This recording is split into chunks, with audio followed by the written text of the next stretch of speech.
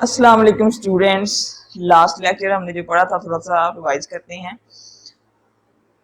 Addition of probabilities के मतलब था।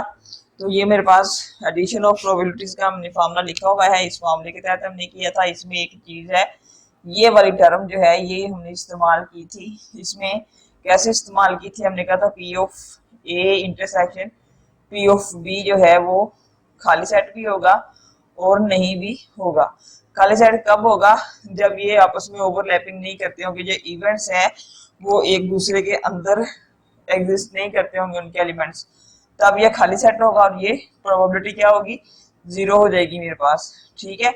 और जब खाली सेट नहीं होगा तब इसकी प्रोबेबिलिटी एग्जिस्ट करेगी। ये हम थोड़ा सा रिवाइज इसलिए कर रहे हैं क्योंकि ये चीज जो है ये हमें मल्टीप्लिकेशन में काम आएगी। और इसमें हमने थोड़ा सा इसके मतलब पढ़ा था, तो इसे थोड़ा सा दो डेफिनेशन है मेरे पास, इंडिपेंडेंट इवेंट की और डिपेंडेंट इवेंट की। ठीक है। डिपेंडेंट और इंडिपेंडेंट नाम से ही वाजह है कि इंडिपेंडेंट इवेंट्स वो होते हैं जब जो एक दूसरे पर डिपेंड ना करते हो। अगर एक इवेंट वाकया हुआ है तो जरूरी नहीं है कि उसके साथ कोई दूसरा इवेंट भी वाकया हो, और अगर एक इवेंट वाकया हुआ है और जरूरी है कि दूसरा भी इवेंट उसकी वजह से वाकया हो तो उसे हम डिपेंडेंट इवेंट कहेंगे। ठीक है।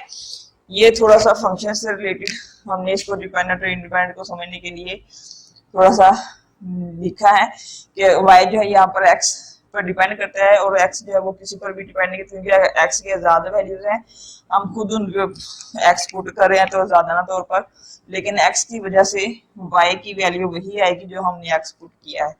तो वाई जो है वो एक्स पर डिपेंड कर रहा है। ठीक है। तो हमारे पास हमने आज जो हमारा टॉपिक है वो बहुत ही आसान है, बहुत ही आसान है, बहुत ही ज्यादा आसान। जी टॉपिक है हमारा मल्टीप्लिकेशन ऑफ प्रोबेबिलिटीज। फार्मूला है P of A intersection B is equal to P of A dot मतलब multiplication dot B of B. जैसे कि हमने पिछले लेक्चर में एडिशन के अंदर पढ़ा था कि दो इवेंट्स होंगे हमारे पास, टू इवेंट्स होंगे वो, और उसमें क्या था, और मतलब कि अगर अगर नहीं या ये हो और या फिर ये हो। अब यहाँ जो मल्टीप्लिकेशन है इसके अंदर ये एक दूसरे के ऊपर डिपेंड करते होंगे इवेंट जो है, और हो सकता है ना भी डिपेंड करते हो। इवेंट्स जो है वो एडिशन की तरह ही एग्जिस्ट करते हो, तो लेकिन इसका फार्मूला हमारे पास इसका मल्टीप्लिकेशन का, हम उसमें से जो इंटरसेक्शन होगा वो लेंगे। ठीक है। लेंगे नहीं इंटरसेक्ट, जैसे यूनियन हमने लिया नहीं था, जैसे हमने ए यूनियन बी लिया नहीं था, लेकिन ये एडिशन की प्रोबेबिलिटी थी कि दोनों के जो प्रोबेबिलिटीज है वो निकाल कर हमने जमा कर ली थी, और अगर वो एक डिपेंड करते हैं तो हमने उसमें से ये चीज माइनस कर दी थी। यहाँ भी हम इनका इंटरसेक्शन तो नहीं लेंगे, लेकिन इस इंटरसेक्शन से मुराद हमने इसको मल्टीप्लिकेशन को जाहिर किया है, और दोनों का हम अलग-अलग से प्रोबेबिलिटीज निकाल कर इनको अपन जरूर कर लेंगे आपस में। चलते हैं एक्सरसाइज की तरफ। एक्सरसाइज क्या है, नंबर हमारे पास 7.8 लास्ट एक्सरसाइज है चैप्टर नंबर 7 की, और आज हमारा इसका लास्ट लेक्चर है चैप्टर नंबर 7 का। ठीक है।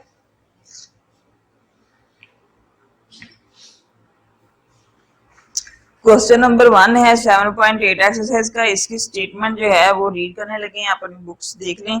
The probability that a person A will be alive 15 years hence is 5/7। मतलब कोई आदमी है उसके जिंदा अगले 15 साल के लिए जो जिंदा रहने के चांसेस है वो 5/7 है। And the probability that another person, और दूसरा भी कोई आदमी है उसके अगले 15 साल जीने की जो प्रोबेबिलिटी है वो 7/9 है। अब दोनों की प्रोबेबिलिटी निकालनी है। अब देखें ना, दोनों डिपेंड कर रहे हैं हमारे पास। बड़ा सीधा सा और सिंपल सा क्वेश्चन है।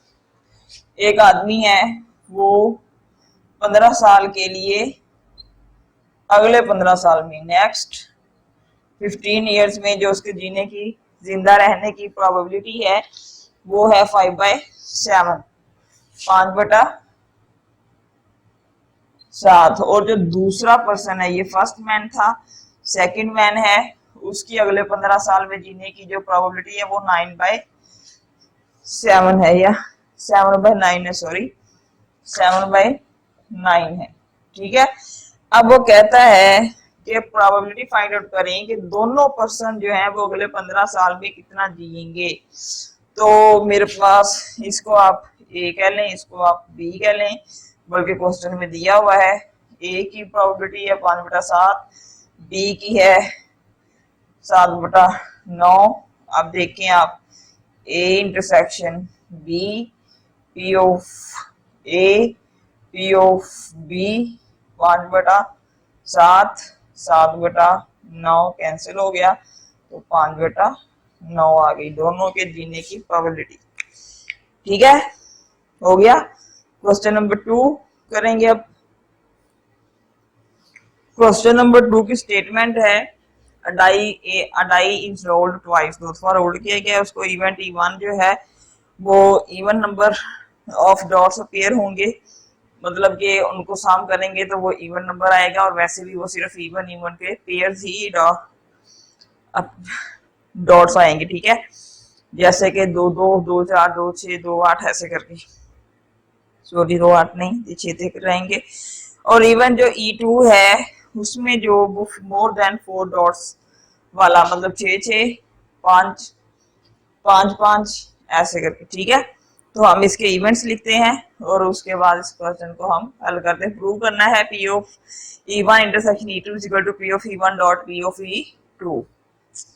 इसकी टोटल सैंपल स्पेसिस जो हैं, ये हमारे पास क्वेश्चन था, इसके हमने लिखी है इवेंट E1 जो है वो इवन नंबर होगा पेयर, और इवेंट E2 जो है उसमें appearance of more than 4 dots. तो ये चीज हमने प्रूव करनी है। और इवेंट्स मोर देन सॉरी हमने इसके जो है वो इवेंट्स लिख लिए हैं। E1 देखें आप, सब इवन इवन के जो पेयर हैं वो मैंने लिख लिए हैं। ये कितने बनते हैं, ये आपके पास n ऑफ E1 जो है वो 9 बनेगा। ठीक है, इसी तरह n ऑफ E2 जो है वो 4 है। अब इसके टोटल सैंपल स्पेसिस कितनी हैं, सैंपल स्पेसिस कितनी होंगी 36। 36 ये पेयर्स लिखे जाएंगे क्योंकि उसको डाइस को हमने 2 दफा रोल्ड किया है, तो 6 का स्क्वायर 36 आ जाएगा। ठीक है, अब हम सीधा इसका फॉर्मूला लिखेंगे, P of A intersection B, sorry E1 E2 लिखेंगे हम, E1 E2 P of E1 P of E2। ठीक है, ये हमारे पास है E2 और E1। अच्छा जी, P of E1 ये E1 है, P of E1 निकलेगा आपके पास 9/36, तो 9 4 36, 1/4। P of E2 ये है, तो P of E2 आपके पास 4/36, मतलब 9 4 36, तो 1/9, तो ये 1/36 हो गया। अच्छा जी, अब हमने प्रूव ये करना है कि इसका रिजल्ट और इसका रिजल्ट सेम है, तो ये वाला रिजल्ट तो मेरे पास आ गया 1/36। ठीक है, अब दूसरा रिजल्ट देखते हैं, इसमें से कॉमन क्या है कोई चीज कॉमन, 6 6 6 6, तो E1 इंटरसेक्शन E2 6,6। ठीक है, ये कितने हो गए हैं, 1 है, तो P of E1 intersection E2 1/36। तो ये और ये साबित करता है कि ये चीज साबित हो गई है। ठीक है, अंडरस्टूड। क्वेश्चन नंबर 3 है, क्वेश्चन है determine the probabilities of getting 2 heads in 2 successive tosses of a balanced coin. Balanced coin है, उसमें आपने जो प्रोबेबिलिटी निकालनी है वो 2 दफा हेड हेड हो उसकी निकालनी है। तो यहाँ पर इसकी हमने पॉसिबल सैंपल स्पेसिस जो है वो लिख ली है। ये नंबर ऑफ सैंपल स्पेसिस कितनी है, 4, और इवेंट क्या है, हेड और हेड, मतलब कि 2 दफा हेड आए। तो इसमें एन ऑफ ई क्या है 4। यहाँ पर कोई भी दूसरा इवेंट नहीं है, एक ही इवेंट है, तो पी ऑफ आप सिर्फ ई निकालेंगे 1/4, सॉरी एन ऑफ ई 1 है तो 1/4। ठीक है, बहुत ही आसान क्वेश्चन नंबर 4 है हमारे पास, 3 की तरह ही है स्टेटमेंट, इम्पोर्टेंट भी है एग्जाम के हवाले से, ये इम्पोर्टेंट भी है। ठीक है, स्टेटमेंट वही है कि दो हेड जो हैं वो हमने, सॉरी दो कॉइन जो हैं वो हमने टॉस किए हैं, और उसमें अब इवेंट देखते हैं क्या क्या है। कहता है कि 2 coins are tossed twice each. ठीक है, find the probability that the head appears on the first toss and same faces appear on the 2 tosses। अब टोटल सैंपल स्पेसीज इसकी 4 हैं, head head head tail tail head और tell tell. उसका कहना है कि एक दफा तो आ जाए उसमें हेड जो है वो पहले अपेयर हो। ठीक है, तो हेड ए से हमने रिप्रेजेंट किया है कि हेड जो है वो पहले अपेयर होंगे, तो उसमें हेड हेड और हेड टेल, तो इसके एन ऑफ ए कितने हो गए 2। अब उसके दूसरी बात ये की है कि सेम फेसेस होने चाहिए, तो बी सेट के अंदर सेम फेसेस आ जाएंगे, हेड हेड टेल टेल। ठीक है, तो इसमें एन ऑफ बी क्या हो जाएगा, वो भी 2 हो जाएगा। ठीक है, एन ऑफ बी मेरे पास 2 हो गया है, तो दोनों की प्रोबेबिलिटीज हम निकाल लेते हैं। P of A 2/4, P of B भी 2/4, P of A intersection B, P of A dot P of B 1/4, sorry 2/4, ये आ गया 1/4। ठीक है, ये इसकी ये मल्टीप्लिकेटिव प्रॉपर्टी जो है वो प्रोबेबिलिटीज निकल आई हैं। अच्छा जी, अब इसमें कंफ्यूजन बच्चों को ये होती है कि हमें कैसे पता इसमें एडिशन लगानी है, इसमें हमने वो लगानी है मल्टीप्लिकेशन, या हमने इसमें सिर्फ प्रोबेबिलिटीज निकाल। देखें, अभी क्वेश्चन नंबर 3 किया था, उसमें हमने सिर्फ प्रोबेबिलिटीज निकाली थी, एक ही इवेंट था। ठीक है, सैंपल स्पेसिस निकाली, इवेंट की तादाद निकाली, और हमने उसकी प्रोबेबिलिटी निकाली, वो सिर्फ एक इवेंट था। अब एडिशन के लिए क्या है, एडिशन के लिए जब है उसमें या आएगा। ठीक है, दो ऑप्शंस की तरह होंगे कि इसमें ये भी ऑप्शन है, ये भी ऑप्शन है, और जब हम मल्टीप्लिकेशन की तरफ आएंगे तो इसमें ऑप्शन नहीं आएंगे, इसमें एक है तो दूसरा ये है। अगर या तो एक ही होगा जैसे 3 में था, और अगर एक जैसे ये यहाँ पर है जिसमें या नहीं है, आप स्टेटमेंट पढ़ लें, स्टेटमेंट में क्या लिखा है कि 2 कॉइन्स आर टॉस्ड ट्वाइस किया है, find the probabilities that the head appears on the first toss and पे आपने ध्यान करना है, एडिशन में और होता है, यहाँ पर एंड है, and the same faces appear on in the 2 tosses. ठीक है, तो ये हम इस तरह से क्वेश्चन को देख लेंगे, जान लेंगे कि ये किस तरह से करना है। क्वेश्चन नंबर 5 है, स्टेटमेंट पढ़े आप गौर से, बड़े आसान क्वेश्चन है ये। अब इसमें भी पता चल जाएगा हमें कि हमने जो है वो मल्टीप्लिकेशन वाली प्रोबेबिलिटी लगानी है। 2 cards are drawn from a deck of 52 playing cards, और प्लेइंग कार्ड में 52 होते हैं, ये आप सबको पता है। If 1 card is drawn and replaced before drawing the second card. देखें जी, अब यहाँ पर इफ भी आ गया है एंड भी आ गया है, दोनों जो है वो एक दूसरे के ऊपर डिपेंडेंट कर दिए हैं। अगर एक कार्ड जो उसने निकाला है और दूसरा कार्ड निकालने से पहले उसको वहीं पे वापस रख दिया है, हमने ये प्रोबेबिलिटी निकालनी है कि दोनों कार्ड जो उसने निकाले हैं वो एसीज हैं। ठीक है, तो जनाब हमने ए से रिप्रेजेंट कर लिया है कि वो पहले वाला एसीज है, बी से भी हमने रिप्रेजेंट कर लिया, वो दूसरे वाला है आफ्टर रिप्लेसिंग। ठीक है, तो आपको पता है जो एसीज हैं वो डेक में 4-4 होते हैं। ठीक है, नंबर ऑफ ए इवेंट्स के 4 और बी के भी 4। फॉर्मूला लगाएंगे हम ये वाला मल्टीप्लिकेशन वाला। तो ये पी ऑफ ए मेरे पास क्या है 4/52 होगा, पी ऑफ बी भी 4/52 होगा, और ये 13 जो के 52 होते हैं, तो 1/169 इसका हमारे पास आंसर है। ठीक है, इसी तरह क्वेश्चन नंबर 6 है हमारे पास, बहुत आसान है, इसमें भी कार्ड है और इसमें जो है वैसे ही स्टेटमेंट है, जस्ट इसमें इवेंट्स मुख्तलिफ है। First card is king and the second card is queen. तो किंग भी 4 होते हैं, क्वीन भी 4 होती हैं। ठीक है, सेम क्वेश्चन है, आप बस यहां पर इसकी जगह किंग लिख दें क्वेश्चन नंबर 6 और इसकी जगह क्वीन लिख दें। ठीक है, ये भी 4 होती हैं, ये भी 4 होती हैं, सेम प्रोबेबिलिटी है, सेम आंसर है। ये देखिए, कुछ भी नहीं करना। 4 नंबर। अच्छा, इसका दूसरा यूज है, both the cards are faced card that is king queen jack. King होगा, क्वीन होगा, जैक होगा। तो हम क्या है इसमें थोड़ा सा तब्दील है।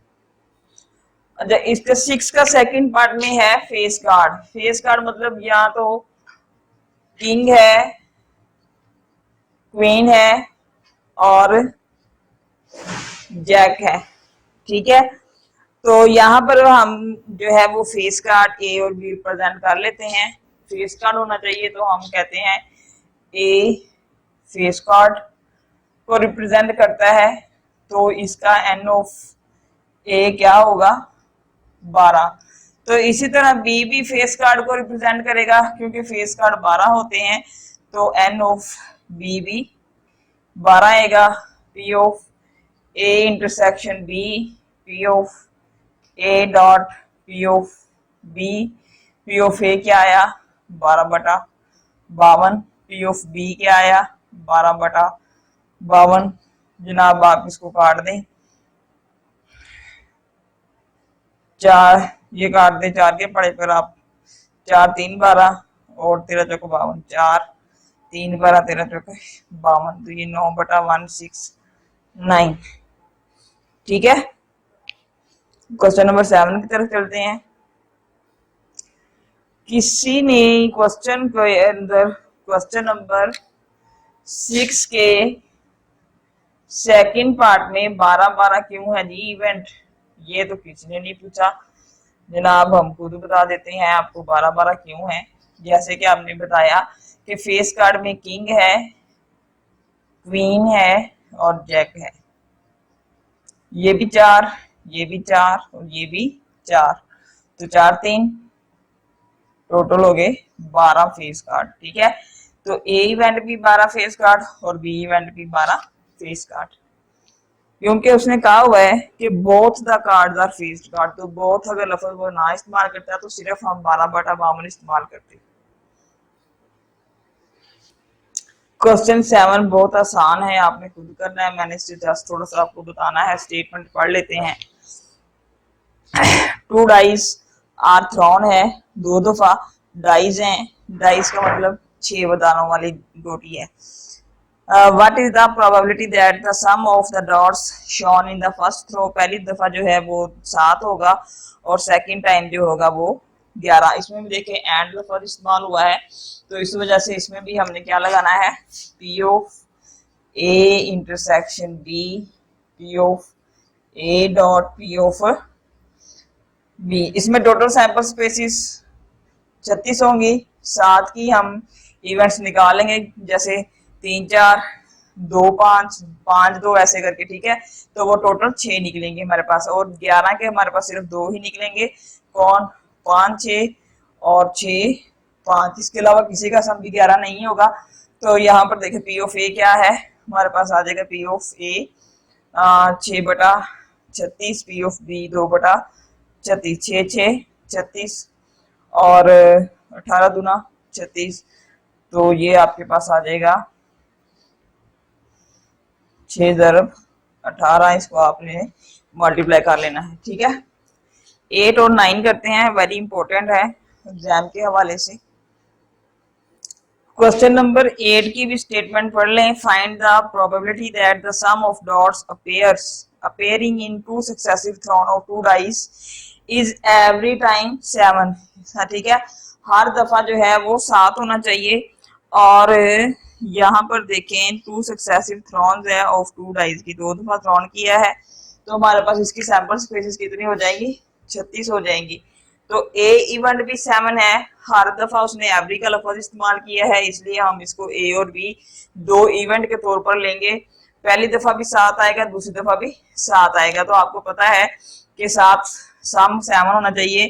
तो उसके लिए मेरे पास इसकी जो ए सेट बनेगा उसमें नंबर ऑफ ए जो है वो भी 6 होंगे और नंबर ऑफ बी जो है वो भी 6 होंगे। ठीक है, 6 होंगे ना। अभी हमने पिछले क्वेश्चन के अंदर किया है, आप इसका सम निकाल कर देख लीजिएगा। सेट बनेगा, ए का सेट बनेगा, ऐसे करके 7 बनाना है आपने। तो सबसे पहले 2 5 के साथ 7 बनेगा, ठीक है। फिर 2 3 4 के साथ 7 बनेगा, उसके बाद 3 4 के बाद और किसके साथ 7 बनेगा, 1 6 के साथ 7 बनेगा, 6 1 के साथ 7 बनेगा, ठीक है। 4 3 के साथ भी बनेगा, 5 2 के साथ भी 7 बनेगा। ये हो गया ना टोटल 6 हमारे पास। तो यहाँ पर इससे हम पी ऑफ ए निकाल लेते हैं 6/36, पी ऑफ बी निकाल लेते हैं 6/36। तो आप अच्छे बच्चे बनकर ये लिखेंगे। कंफ्यूज आपने बिल्कुल भी नहीं होना कि एडिशन का है, क्योंकि अब हमें प्रैक्टिस के अलावा और कोई तरीका नहीं बता सकता।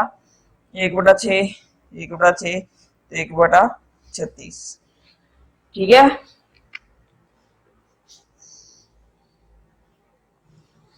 क्वेश्चन नंबर 9 करते हैं। अब फेयर डाई, इसमें भी हमने डाई को ट्राइज करना है। is thrown twice, find the probability that the prime number of dots appears in the first thrown and the number of dots in the second thrown is less than 5। 9 question की statement जो है वो बड़ी आसान है। Fair die is थ्राउन twice, एक ही die को 2 दफा ट्वाइस किया गया है, थोड़ी ड्रॉन किया गया है। तो इसकी सैंपल स्पेसिस जो है उनका जो तादाद है वो टोटल 6 होगी, क्योंकि एक ही डाई है, 2 नहीं है, ठीक है। एक नहीं गिरना है, तो उसी में से हमें जो चीज इवेंट होगा वो अकर होगा। तो पहली दफा जो है उसमें प्राइम नंबर्स उसने कहा है, और दूसरी दफा जो है वो उसने कहा है कि लेस देन 5। तो प्राइम जो है वो 2 3 5 है, तो ये 3 है हमारे पास, और इसका पी ऑफ ए क्या आ जाएगा 3/6। ये हमारे पास पी ऑफ बी क्या आ जाएगा 4/6। तो जनाब फॉर्मूला लगाएं अच्छे बच्चों की तरह। P of A dot P of B, P of A क्या है 3/6, 4/6, 4 3 12/6, 6 तो 6 दूनी 12, 2/6, 6 2 12, 2/6। तो इसको भी काट दें आप, 1/3 आता है इसका आंसर, ठीक है।